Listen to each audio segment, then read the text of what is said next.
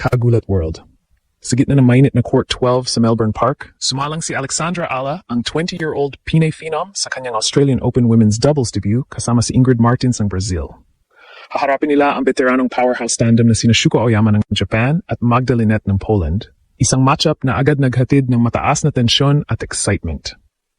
Ramdam ang electric energy sa venue, lalo na't sariwa pa sa isip ng fans ang matapang na singles run ni Ala, yung dominanteng first set bagel kontra Alicia Parks bago ang masakit na turnaround. Bago pa man ang unang palo, ramdam namang matinding hype mula sa mga supporters na naniniwalang may malaking potensyal ang bagong partnership na ito. Dito umiinit ang conflict, ang banggaan ng mga umaangat na pangalan kontra sa mga bihasang veterano.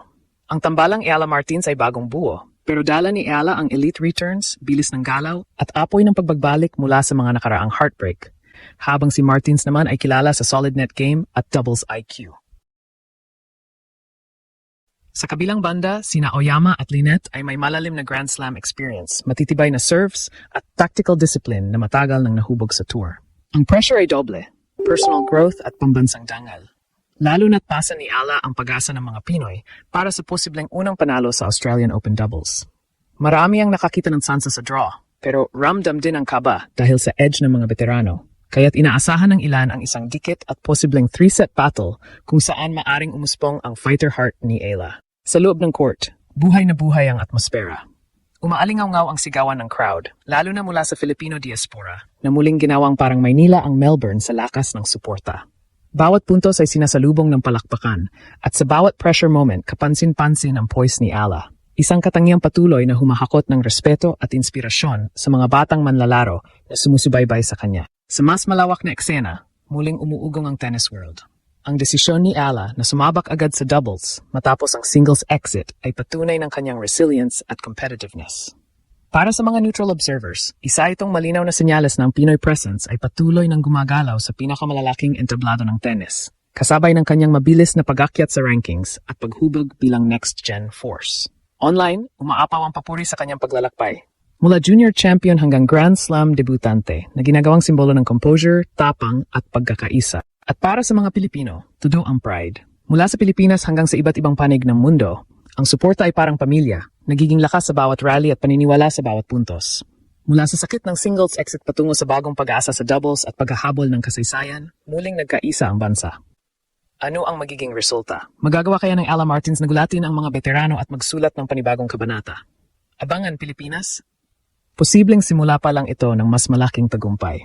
Ngayon January 20th, sa Court 12 ng Melbourne Park, handa na muling sumalang si Alexandra Ala, ang Pinay Pride na kasalukuyang nasa live career high, number 43.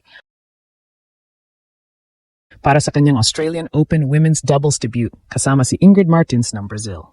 Matindi agad ang hamon sa unang round. Ang veteranong tambalan ni Shuko Aoyama ng Japan, isang tunay na doubles specialist na may Grand Slam pedigree, at Magda Linette ng Poland, isang matatag na all-court player na kilala rin sa kanyang solid singles ranking. Sariwa pa sa isip ng fans ang matapang na singles run ni Ala, yung explosive 6-0 bagel sa unang set kontra Parks, bago ang masakit na turnaround. Kaya ramdam ang redemption energy at paniniwalang pwedeng umabot ng malayo ang bagong partnership na ito. Dito umiinit ang conflict, ang banggaan ng umaangat na tandem laban sa mga batikang veterano.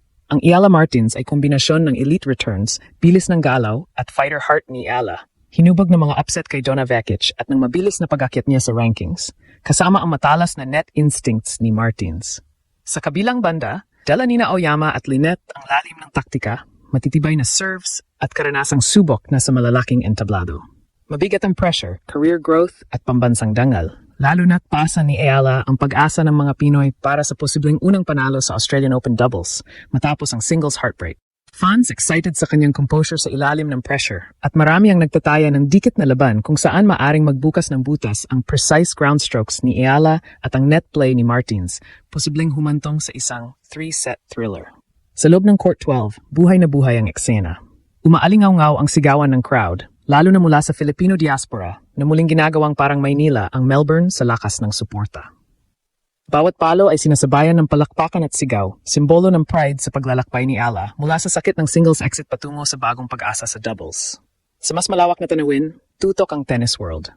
Ang pagsabak ni Ala sa doubles pagkatapos ng singles loss ay malinaw na patunay ng kanyang resilience at ng lalim ng next-gen talent na kanyang kinakatawan. Neutral fans humahanga sa kung paano niya hinahawakan ang big stage. May composure, grit, at determinasyon. Ginagawang inspirasyon ang kanyang mabilis na pag-angat mula junior champion hanggang slam debutante. At para sa mga Pilipino, todo ang pride. Mula sa Pilipinas hanggang sa diaspora, ang suporta ay walang humpay, mga bandila, sigawan at pagkaisa sa bawat puntos. Ginagawang rocket fuel ang mga nakaraang pagkadismaya. Mula sa singles heartbreak at mga malalapit na pagkatalo, ngayon ay may bagong kabanata ng pag-asa at posibilidad ng kasaysayan. Dito sa Ginulat ang Mundo, tutok kami sa bawat serve, bawat volley, bawat sigaw. Ano ang mangyayari? Magugulat kaya ang mga veterano at magsisimula ng mas malaking kwento ang Ala Martins? Abangan, Pilipinas. Hindi lang ito laban, ito ang redemption chapter ng Pinoy Dream sa world stage. Shock level paakyat. Habang nagsisimula na ang laban sa Court 12 ng Melbourne Park mamaya, sasabak na si Alexandra Ala kasama ang Brazilian partner niyang si Ingrid Martins sa first round women's doubles kontra sa powerhouse duo na sina Shuko Aoyama at Magda Linette. Ramdam agad ang apoy sa paligid. Fans mula iba't ibang panig ng mundo naka-redemption mode matapos ang masakit na sings exit ni Ala, lalo na't sariwa pa sa alaala ang unreal 6U Bagel opener niya laban kay Parks bago ang matinding turnaround. Sa live reactions, umaapaw ang excitement at paniniwala sa kanyang grit. Maraming nagsasabing swak na swak ang partnership na ito para bumawi. Gamit ang elite returns at mabilis na galaw ni Ala na sinasabayan ng solid net skills ni Martins. Marami ang umaasang magiging dikit at puno ng momentum swings ang laban.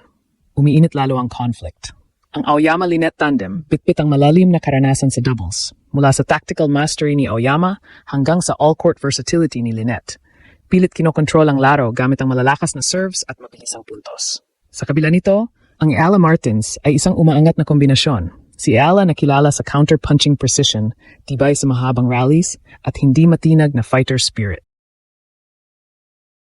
Kitang-kita ng fans kung paano niya dinadala ang apoy at determinasyon mula sa singles heartbreak papunta sa bagong laban. Dahilan para mas humanga ang marami sa kanyang mental strength. Sa loob ng court, electric ang vibe. Umaalingaw-ngaw ang sigawan ng crowd, lalo na mula sa Pinoy diaspora na walang tigil sa pagwawagayway ng bandila, kinagawang parang national rally ang outer court. Puno ng pride ang bawat cheer. Patunay sa poise ni Ala sa ilalim ng pressure at sa inspirasyong ibinibigay niya sa next generation kahit may mga pinagdaanang setbacks. Sa mas malaking eksena, tutok ang tennis world. Ang pagsabak ni Ala sa doubles matapos ang singles exit ay malinaw na simbolo ng kanyang resilience at ng lalim ng next-gen talent. Neutral observers excited sa dynamics ng laban, youthful energy kontra veteran savvy. Habang patuloy ang paghanga sa kanyang paglalakbay mula junior titles, top 50 breakthrough, hanggang sa projected number 43 live ranking at ngayon, ang Australian Open redemption push.